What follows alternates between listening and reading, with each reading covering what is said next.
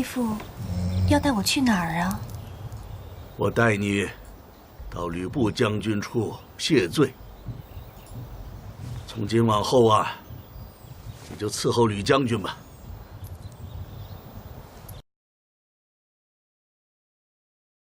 你个死丫头，你听见没有？我是你父，你敢违抗父命吗？义父，我不去。你放肆！相国，我们来生再见吧。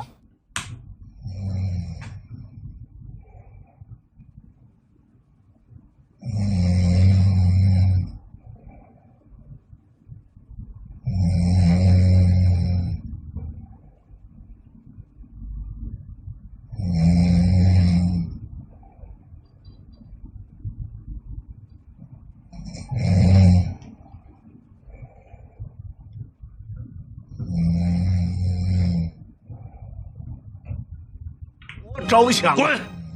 相国，滚！再不滚，我劈了你！是。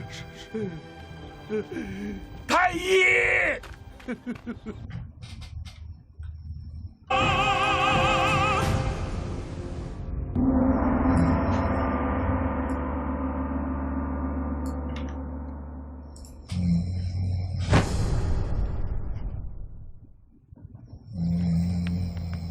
老爷回来了。老爷回府。主公回来了。主公今日为何如此高兴啊？温酒上菜，我要痛饮一番呢。主公，酒菜已经摆上了。怎么？回主公，半个时辰以前来了个远道的客人，自称是主公的老友，吩咐在下温酒上菜。他是何人？姓甚名谁？此人不肯道出姓名，在下不知虚实，也不敢得罪他。现在，此人大概已经犯罪了。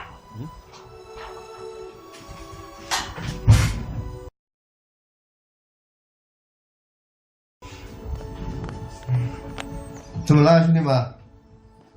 怎么了？我捡了个东西，怎么了？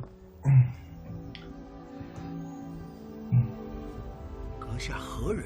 你知不知道你睡了多久？我祸乱长安。你闭了多久的眼？王司徒暗示。我没闭眼啊，我前面在那个想那个貂蝉最后会去哪儿了。哎呀，我不忍心把你喊起来，才过了1分钟而已。此计毫不恶毒啊！司徒大人就不怕引发灭族大祸？你怎么突然把耳机声音关轻了？吓死我了！怕吵到你啊，兄台鱼宝。天下，可惜了，风垂万古。就因为他声音轻了那么一点点。哎呀，哪里，贤弟，请。请。一个幸运，一个冲击，多么奇妙的机遇！翻越过全片战地，层层白云，绿光在哪里？触电般不可思议，像一个奇迹，划过我的生命里。